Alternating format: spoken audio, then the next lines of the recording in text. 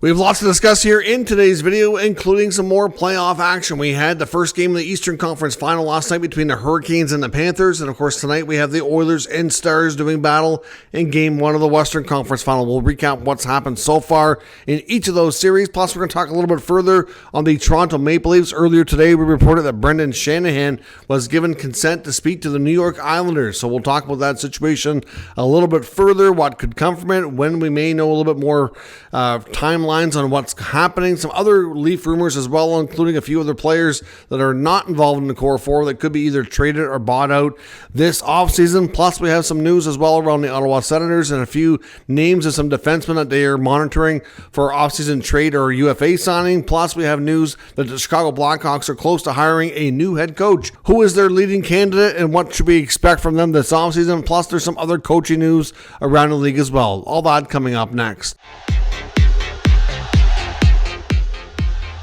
Welcome back to another video here at Top Shelf Hockey. As I mentioned, we have lots to discuss here in today's video. Another newsworthy day. A lot of stuff out today about the Maple Leafs regarding Brendan Shanahan and the future there. But obviously for right now, we want to start by recapping some of the action in the Stanley Cup playoffs. Last night, we had game one between the Florida Panthers and the Carolina Hurricanes, and it was a fairly one-sided affair with the Panthers taking a commanding 5-2 win in that first game. I think the layoff and the break from the Hurricanes didn't do them any help at all. Freddie Anderson was not sharp, and at least the team was just off in a lot of ways. You could tell like they hadn't played in a little while, and Florida just came off a Game 7 win and just kept right on rolling. They had all their timing and momentum and everything like that, and just completely came in and just kicked them in the teeth and dominated them. So it could make a short series if things don't get better for Carolina, who have now lost 13 consecutive games in round three at the Stanley Cup playoffs. So, since I think it was 2009, I believe it was, since they've made the Eastern Conference Final 4 times, and each time they've been swept. 13 games in a row now.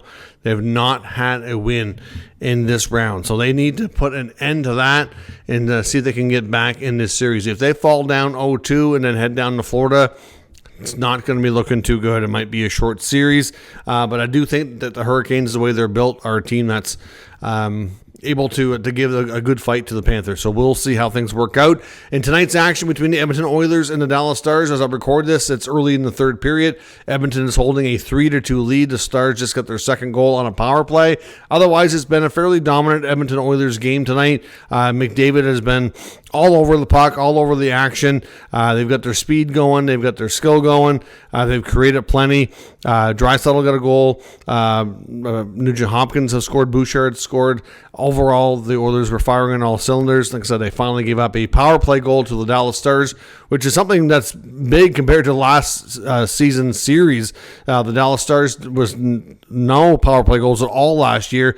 That Edmonton Oilers PK was absolutely amazing and won an incredible run through the last couple of rounds of the playoffs there. So the fact that they've even gotten one in the first game is even an improvement over last year, but we'll see how things go. Obviously, it's a big first game for both teams for sure. Now, of course, lots of other news and notes around the NHL today. Before we get into the Leaf stuff, I just want to touch on a few other quick notes. One, it appears as though the Chicago Blackhawks are close to naming their next head coach, and it sounds like it's going to be former Red Wing boss and current assistant coach with the Lightning, Jeff Blashill. Now, Blashill might not be a real sexy name out there that a lot of fans are going to be real thrilled with. If you look back at his time in Detroit, he obviously had a chance to work with a team that was going through a rebuild, to do a lot of development with a lot of younger players. Obviously worked through the American Hockey League as well, and has got a lot of experience in that way, which is where the Blackhawks are at with their team right now and the rebuilding of this club. Of course, you got to remember too, the last 3 years he's been in chance to work in Tampa with one of the best, and John Cooper. So he certainly would have drawn a lot of great experience there. I do believe that a lot of coaches can be much better the second time around. And given what he learned the first time around, plus drawing on 3 years of John Cooper, I honestly think that he should be better this time around. Hopefully time will tell. But it looks as though right now that the Blackhawks are expected to announce him as being the next head coach. I suspect that news is going to come within the next 24 to 48 hours. So we'll have to wait and see on that front. But that's where things are trending. Former Philadelphia Flyer head coach Brad Shaw, of course, who took over from John Tortorella, has now been confirmed 100% to be leaving the Flyers organization and will be joining their rival in New Jersey, the New Jersey Devils, as an assistant coach. So Brad Shaw will be on the Sheldon Keefe coaching staff for next season. A few other updates as well before we jump into the Leafs. From the Ottawa Senators, the fourthperiod.com latest report talking about Ottawa. Ottawa expected to be pursuing help on the right side of the blue line with the uncertainty around the future of Nick Jensen after a fairly serious surgery that he's undergone here. A lot of timelines are unknown at this point. It's not 100% given that they make a big move and bring in another top four defenseman. They may end up adding through the free agent market, like just a depth piece as well. Maybe guys like Zub and Matt and Paolo need to be elevated while they wait for Jensen to return. We don't really know. That's the uncertainty right now. There's no timeline on Jensen. Is he definitely going to be back for next year? Is he going to be as equally as good? Is he going to take a bite out of his abilities? We just don't know a lot about the injury or the surgery because everything's been so secretive, I guess. So, but that's the only rumor that's really going around about the Ottawa Senators right now is what they might do. Although I guess it shouldn't say it's the only one, but it's the main one, is that they're looking for right side defense. According to the fourthperiod.com, a couple of names that they're looking at through the trade market, and one is a UFA market, which I think is a longer shot of happening. But one, he mentions Rasmus Andersson in Calgary. We know he's entering the final year of his contract. He's expressed interest to stay in Calgary. However, as I explained before, looking at Rasmus Andersson around the NHL trade deadline, I'm not sure that it makes the most sense for the Flames to sign him to a long-term extension. Unless they're planning on moving Mackenzie Weegar. Like, between him and Weegar, and then you got Zane Parekh coming. This team is still rebuilding. You need a lot of, defensemen that are going to be signed well until their 30s on long-term deals. I'm not sure that you do. You need to make sure there's room for your younger guys.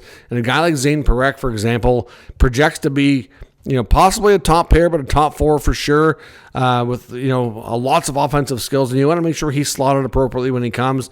Having Weegar and Anderson signed long-term is just going to kind of block him out. So I'm not really sure that signing Anderson is the best thing for the team, as much as they do like him, and I know he likes being there. They're definitely going to be getting some calls, I'm sure, this summer on this player. Whether or not they decide to move him is another thing. We don't know that for certain, but obviously it's hard to say what the offer would be from a team like Ottawa, but I think Anderson would definitely make the team better. Of course, like anything, though, they'd probably want to make sure that he would sign an extension before pulling off the deal. But he's one name that would make a lot of sense for them here in the short and in the long term as well. Another name is Rasmus Ristolainen in the trade market from the Philadelphia Flyers. I'm not so sure that he's a great fit, to be honest. But I know the Flyers had been rumored to be looking to move him, or at least interested in moving him. If I'm not mistaken, I think Ristolainen also underwent a big surgery this offseason as well. So, again, they have a defenseman that's hurt, waiting on a big recovery. Why go get another guy that's in a similar boat? That doesn't make any sense. So I'm not really sure why Dave Pagnotta is linking Ristolainen to the Senators, but that's what's in his report, so I wanted to talk about it. Although I just want to mention, I don't think it makes any sense. The other one is the pending UFA Aaron Ekblad to the Florida Panthers.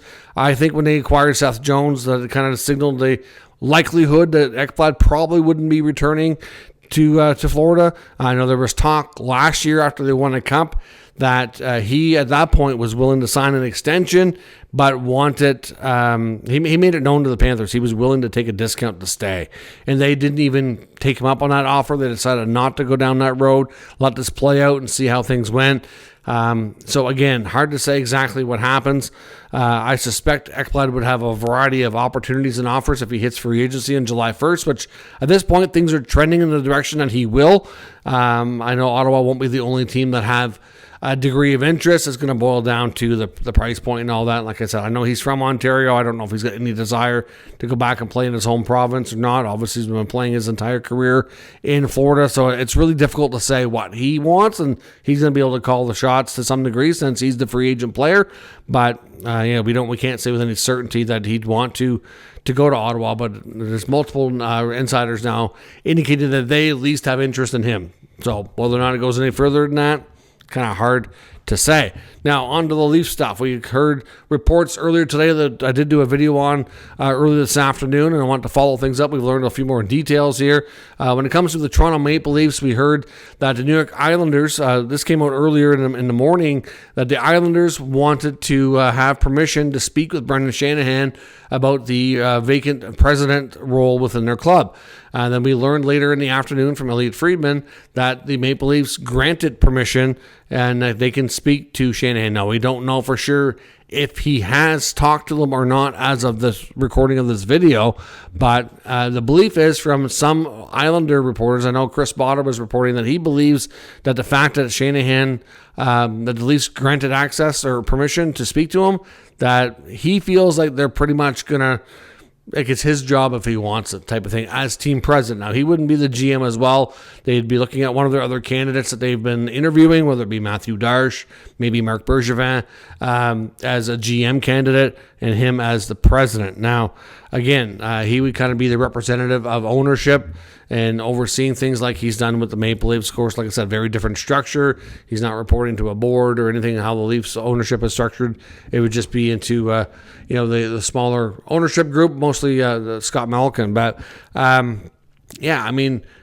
we know that Shanahan, I believe through his entire time as being the president of the Maple Leafs, I don't think he ever lived in Toronto on any kind of a full-time basis. I believe because he was living in New York prior, so I do believe that he was already maintaining a residence there. The belief is if he leaves the Leafs, that if he was going to work back continue working in the NHL, that it would want to be either something to do with the league, which is headquartered in New York there, or with one of the New York teams. So to me, it makes sense that it would be a good fit from him from a personal standpoint. So the belief is that there's interest, but until Shanahan actually speaks to them or we get any kind of further acknowledgement that they're having firm discussions, it's hard to say.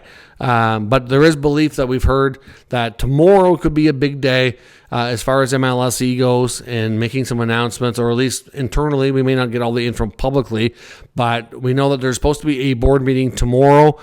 We know that Keith Pelly, who's the representative now dealing with the Maple Leafs from MLSE, is expected to put a few things before the board to gain permission on a few things, and some of that is some organizational restructuring. I just believe as well that Shanahan is supposed to meet with MLSE tomorrow to discuss his future. Obviously, his contract is up, so it's not really going to be a case if they part ways here that he's going to be fired. It's just going to be that they're not renewing his contract. They would probably put it out, considering he's been there a long time. I suspect that if it comes to that, like it's expected to, that they're probably going to announce it as that they've mutually decided to part ways. That'd be my guess on how it's going to be portrayed to the public.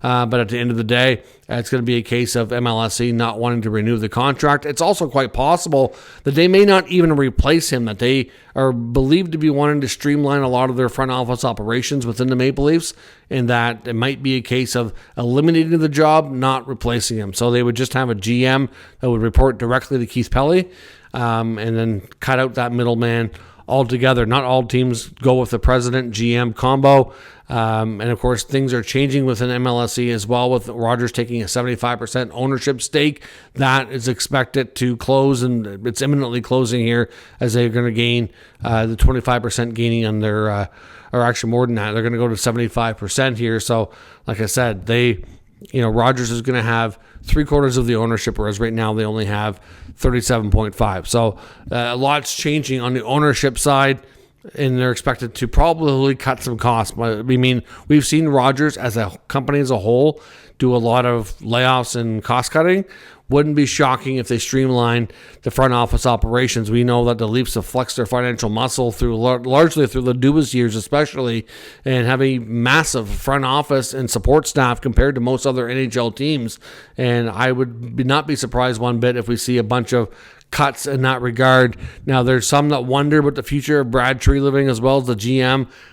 It's hard to say. I would think after such a short tenure that he probably is safe, but it's not been 100% confirmed here as of yet. So I think personally what we're going to see is they'll have their meetings tomorrow. I suspect there's a chance maybe they'll speak to the media on Friday, and we'll get a little bit more confirmation on some of these things for sure. But obviously, like I said, Shanahan right now is expected to have the possibility of becoming the president of the New York Islanders if he wants it. But again, we don't know that he wants it, and it's only a few people's opinion that it's his job if he wants it. Like, they are talking to other people, right?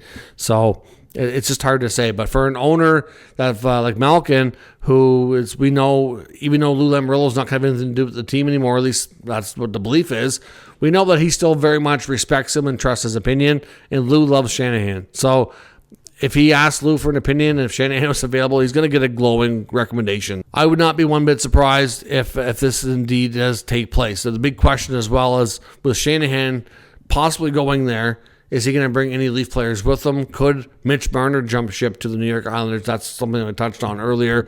Obviously, it's believed that Mitch is most likely testing free agency, most likely heading to a new team, most likely, getting into a new market with a fresh start. And we know it's 7 years ago that Tavares jumped ship from the Islanders to the Leafs. Could we see the reverse happen now with one of the top young players there go to the Islanders? It'd be kind of funny in the long grand scheme of things how history kind of repeats itself in reverse in that sense, but that's certainly something that people are monitoring for sure. A couple other news and notes around the Leafs as well. There is belief that they're looking at, which leads me to think that Tree Living is going to likely stay on the job, that some depth players like David Kampf and Kelly Yarncroke are players that they definitely would like to move, and if they can't find a trade partner, that they could consider buyouts. But they definitely not fond of that contract. As soon as David Kampf signed that contract and they give him that much term, because I think he signed for 4 years, I believe it was, I was like, I don't get it. You don't, those kind of players that play third and fourth lines, especially fourth line, you don't get term.